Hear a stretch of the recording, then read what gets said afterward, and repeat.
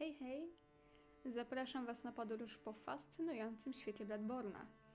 Dziś zwiedzimy sobie lochy, bo muszę trochę odpocząć od bossów DLC i podstawki. Jak już kiedyś mówiłam, nie zrobimy wszystkich lochów po kolei, bo to zajęłoby nam jakieś kolejne 30 odcinków. Chciałabym Wam najpierw pokazać całość jednego lochu Ptumeru. Zresztą jednego lochu Ptumeru, jakiś loch Loran, jakiś loch Is oraz 3 bossów ostatnich tych lochów i kilka ciekawostek.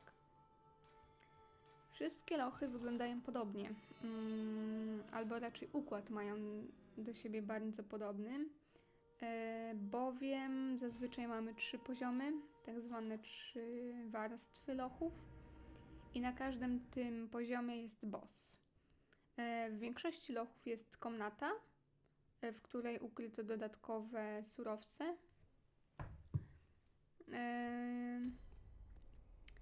I gdzieś w lochu jest ukryta dźwignia, która otwiera nam fioletową bramę, za którą zazwyczaj czeka przejście do bossa. Czasami zdarzają się też iluzoryczne ściany, no i czasami, a może nawet nie tak bardzo czasami, w lochach są pułapki.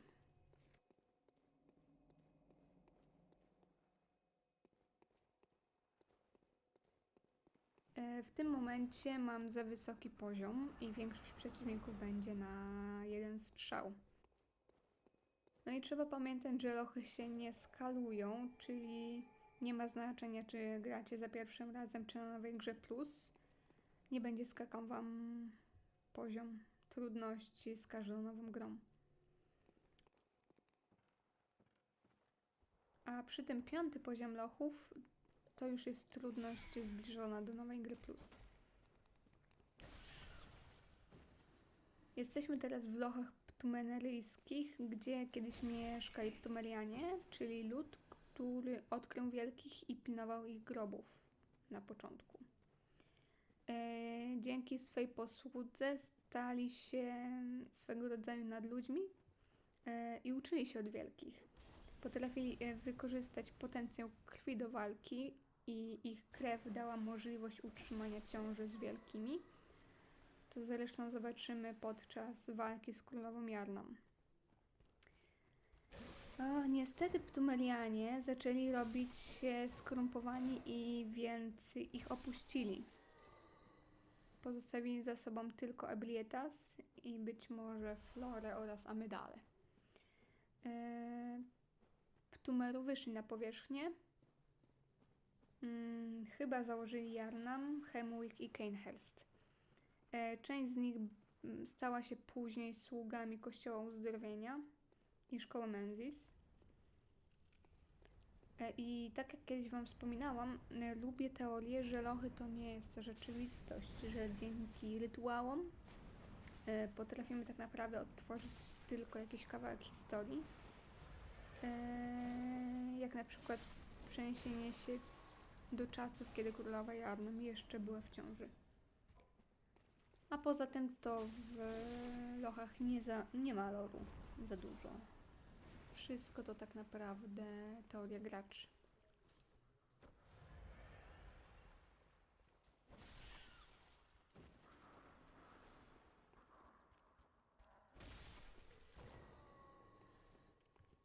Swoją drogą, takie nagrywanie dla Was i później edycja tych filmów pozwoliła mi zauważyć, że w moich wypowiedziach zawsze się powtarzają 2 kwestie, czyli powtarzanie, że każda jedna drabina w Bloodborne jest strasznie długa oraz kwestia AI, ułomności AI. Tak naprawdę mogłabym zrobić z tego licznik.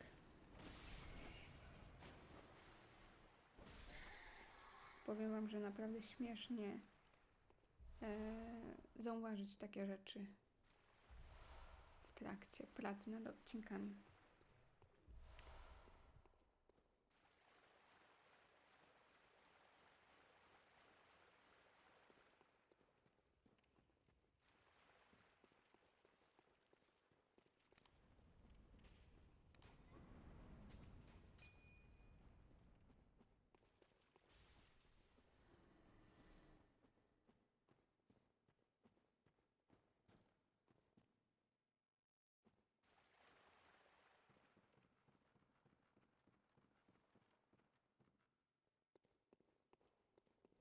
Tam, gdzie przyjdziemy, to posłańcy zapalają nam niebieskie latarenki, które już zresztą znamy z Granicy Koszmaru.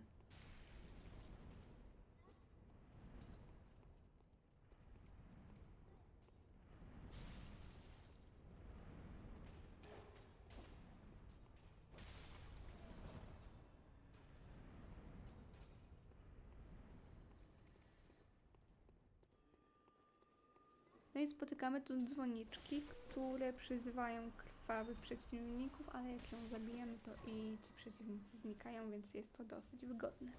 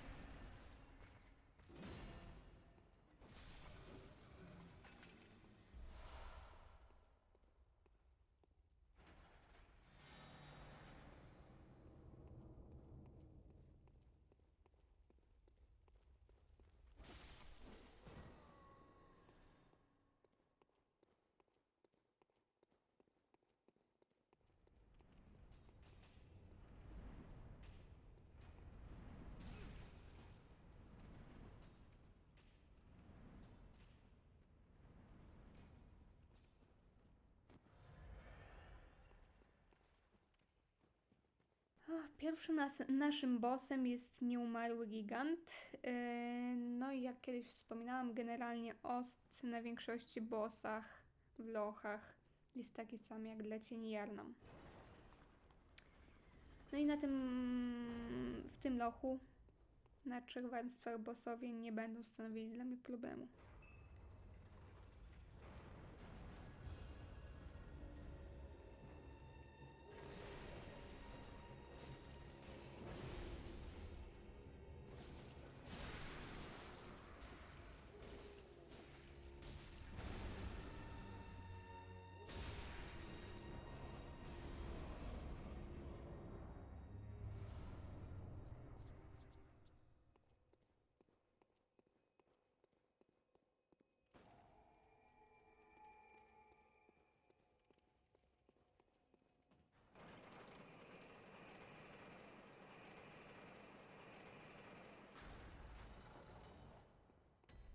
Drugi poziom lochów wygląda podobnie.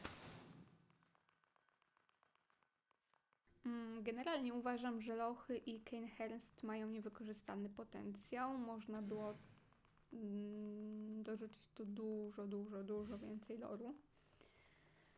No ale być może o to chodziło Miyazakiemu, żeby gracze rozwijali swoje własne teorie, a może robił sobie furtkę na jakąś kolejną część Bloodborne'a. Choć tak naprawdę wydaje mi się, że Bloodborne jest swego rodzaju skończoną całością. Nie bardzo wiem, co by mógł wymyślić na kontynuację.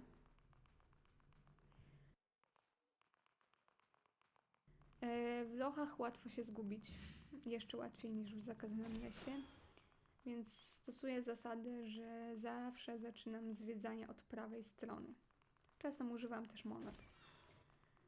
No i pewnie zauważycie, że czasami atakuję ściany i jest to dlatego, że sprawdzam, czy za nimi nie ma iluzorycznych ścian. No i uważam na pułapki, czyli warto się zawsze rozejrzeć pod nogami i nad głową.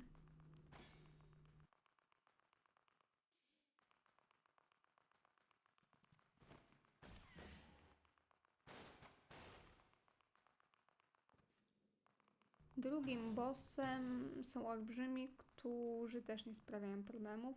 No i os ten sam, którego słuchaliśmy przed chwilą przy cieniach.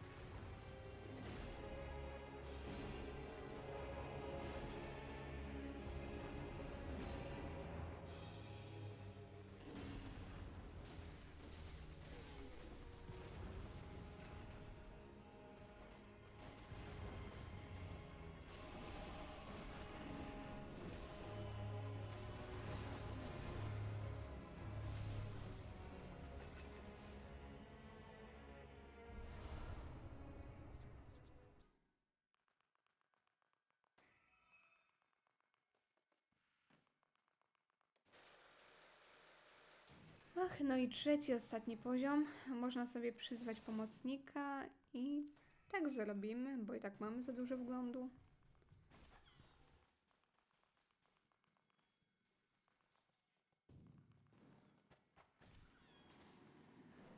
No więc Oleg z nami trochę pobiega, a my zdejmiemy bardziej irytujących przeciwników, na przykład dzwoniczkę.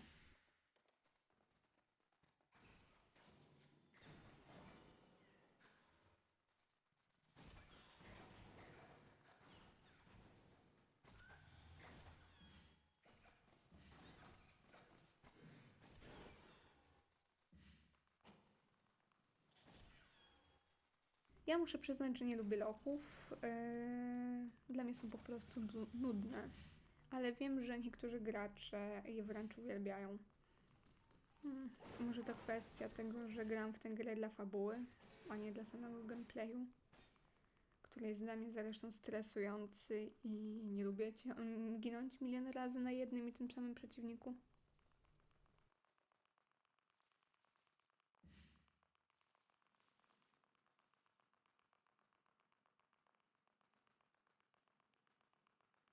Ludzie, jak ja wyklinałam Sekiro? Pomimo, że grę lubię, to ponowna walka z sową skutecznie mnie zniechęca. Choć wydaje mi się, że bossów w Sekiro było łatwiej zcheezować. A z drugiej strony mam wrażenie, że bossowie w Bloodborne są łatwiejsi. Na pewno platynę Bloodborne jest przyjemniej wbijać.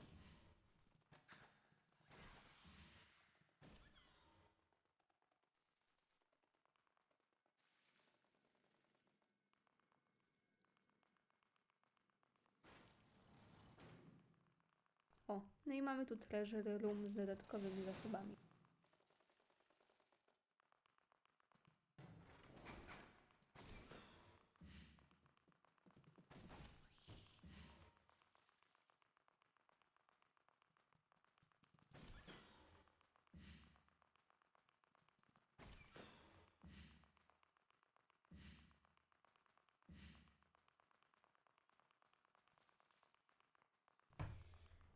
Zaraz sobie pokonamy ostatniego bossa tego poziomu i zaczniemy rundę po ciekawostkach lochów. Większość tych ciekawostek to teorie graczy. Ten ostatni boss to nadzorca dawnych władców, a jego ost nazywa się Telor i ma dokładnie jedną linijkę tekstu. Jestem wysmarowany krwią.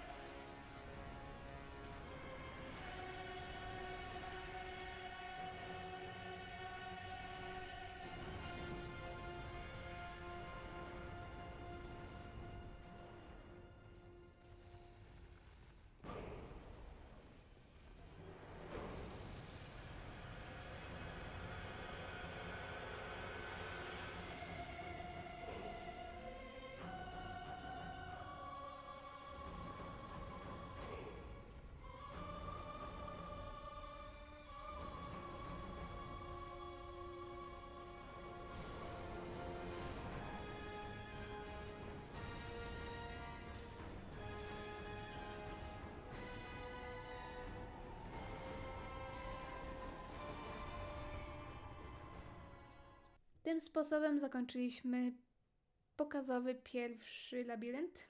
Następny jest labirynt Ish, czy jak powinno się mówić Is. Jak widzicie, on się lekko różni od ptumeryjskiego lochu, bo są tu białe rośliny i jest taka jakby kosmiczna mgiełka. Spotkamy tu też przeciwników związanych z wielkimi. Takie same ubijaliśmy w chórze.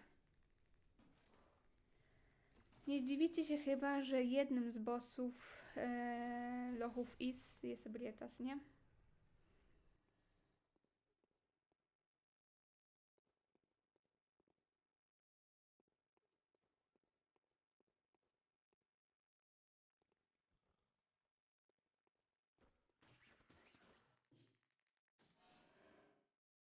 Ok, kolejny labirynt to ponownie labirynt ptumeryjski.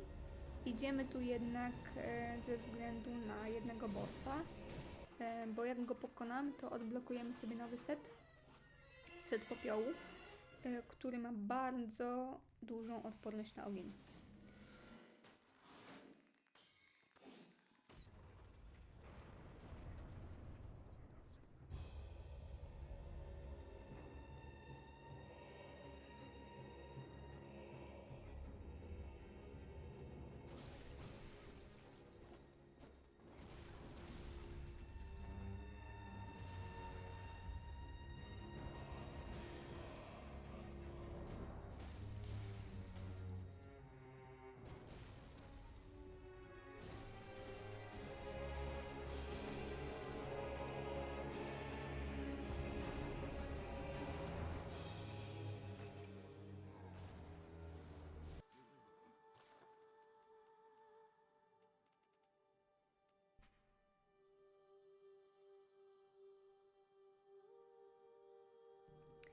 Ok, przeskakujemy do lochów brzeżnych, które przypominają lochy Ptumeru, ale przeciwnicy zatruwają.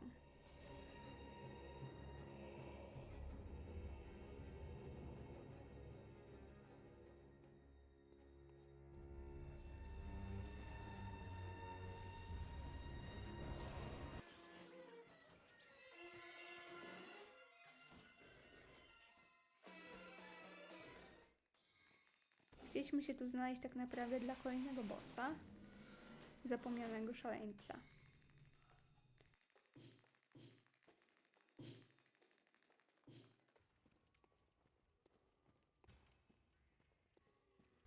Swoją drogą niektórzy nas tu nie atakują.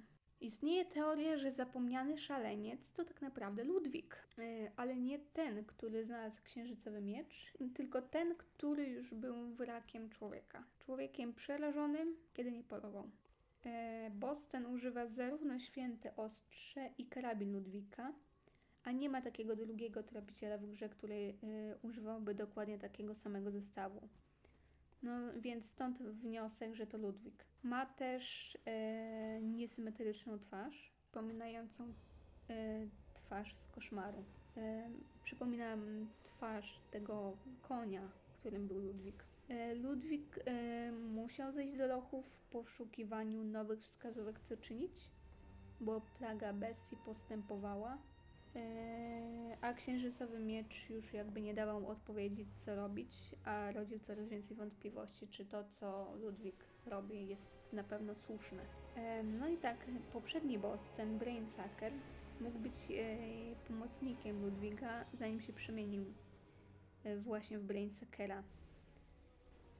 A zaraz pojawi się kolejny pomocnik, również dzierżący broń typową dla tropiciela Świętego Miecza. Spójrzcie na ich ubiór, który jest w opłukanym stanie. Być może oni też zaczęli popadać w szaleństwo.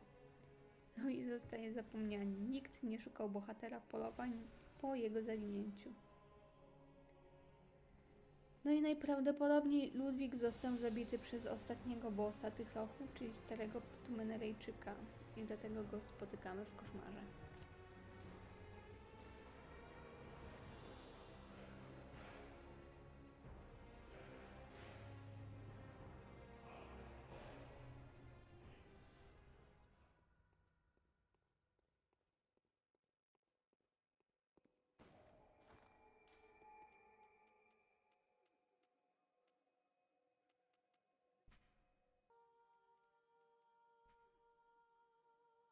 Przeskakujemy teraz do lochu Loran, który charakteryzuje się takimi piaskowymi burzami oraz błyskawicami. No i znajdziemy się w miejscu z ogromnymi podwieszonymi mostami. Loran jest dla nas ważna tak naprawdę ze względu na broń, która umożliwi nam zmianę w bestię po pokonaniu Laurensa.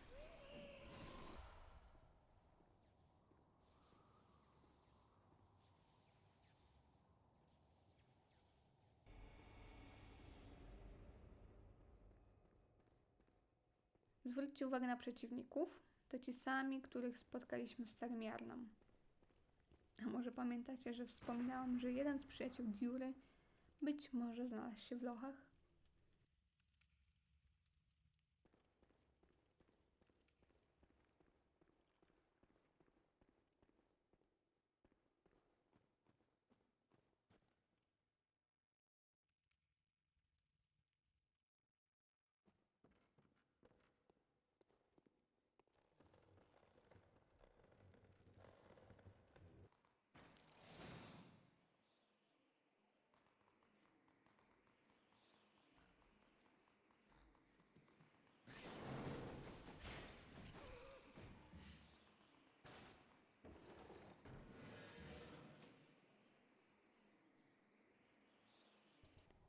Szpon bestii.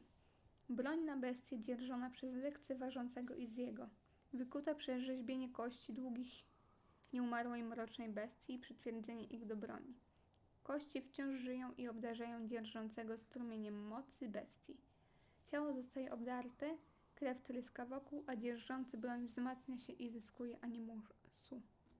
Zostało nam ostatnich 3 bossów, z których ostatnia jest Królowa Jarnam, za którą jest trofeum.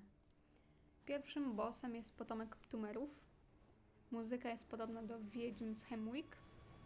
I tu najważniejsze jest, żeby trzymać się go cały czas blisko i robić uniki w jego kierunku, bo inaczej będziemy mieli trudny czas. To jest bardzo trudny przeciwnik. Zginęłam na nim kilkanaście razy, a wy obejrzycie sobie walkę finałową.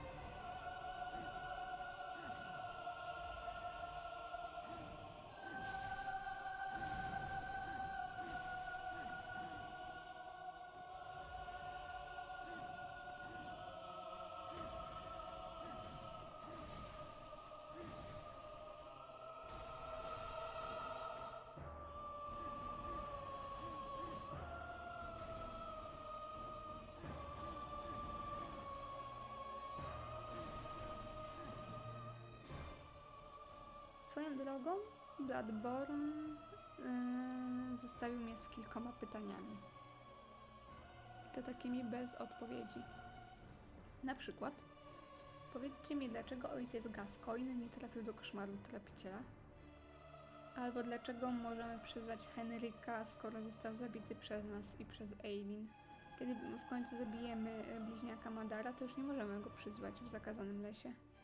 A Henryka dalej możemy, pomimo że niby go zabiliśmy na tym samym cmentarzu, gdzie zabiliśmy ojca Gascoigne.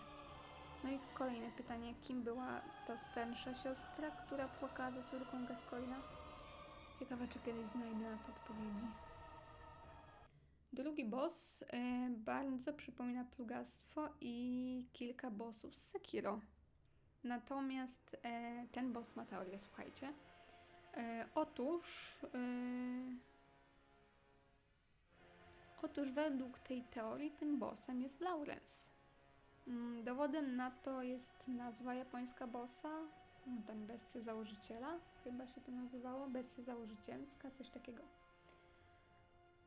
Według tej teorii Laurens zagłębił się w lochy, by szukać kolejnego dziecka wielkiego, czyli Mergo, by uwolnić ze snu tropiciela Germana.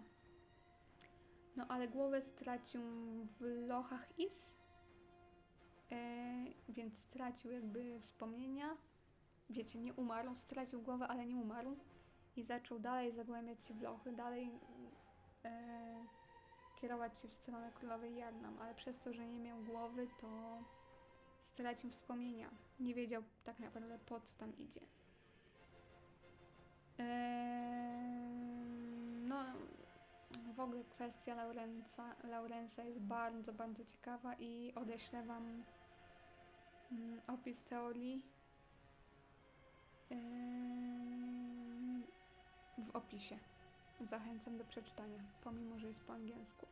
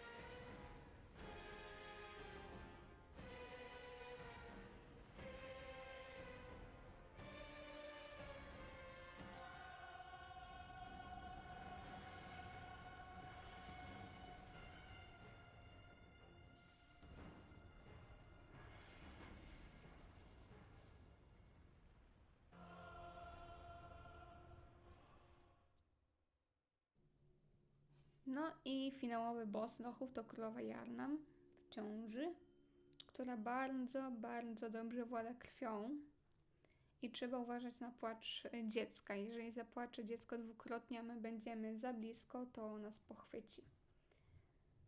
Motyw muzyczny dzieli razem z Logariusem, a w sumie z królową Annalise, która też przecież dobrze władała krwią. Co ciekawe, w cut contencie ostatecznym bossem mogła być sama Flora, a nie Królowa Jarlam. Znaczy Królowa Jarlam też była, a po niej można było jeszcze trafić na Florę i jej arena miała związek z jeziorem i błotem, czyli wyciętymi kwestiami Archibalda, Mikolasza i Szafarza Krwi.